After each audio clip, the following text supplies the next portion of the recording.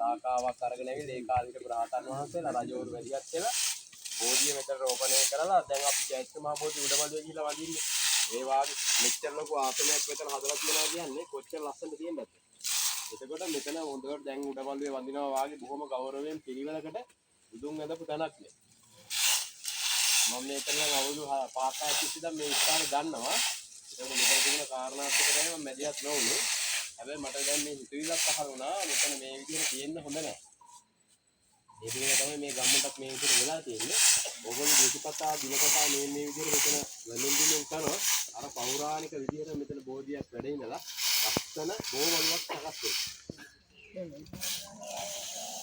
එතකොට අන්නේ කලිස්ථාන කරගෙන ඕගොල්ලෝ මේ වත් පිළිවෙත් පුරනවා නම් අපිට පුළුවන් සංඝයාගෙන් එන්න යුතුයකම් ටික කළා දෙන්න. එහෙනනේ මම මෙතෙන්ට සම්බන්ධ වුණේ ඕගොල්ලන්ගේ ඉල්ලීමෙන් ඔන්න ඔය කාරණාව සම්පූර්ණ කළා දෙන්න. මේ ගිහියෝ පටු අදහසක් මොකුත් නැහැ අපේ හිතවල. ඕගොල්ලෝ ඒකට බොහොම කැමැත්තෙන් මේ සහභාගී වෙන කියලා අපිට පේනවා.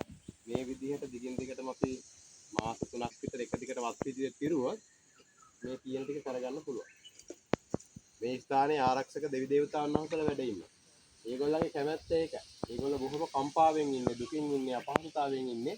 ඒවා මෙහෙම කියන එක ගැන. දැන් අපිට උනත් නිකන් කම්පාවක් තියෙනවනේ බුදු පිළිමයක් විනාශ වෙනකොට. ඒක අපේ ශ්‍රද්ධාව හින්දානේ.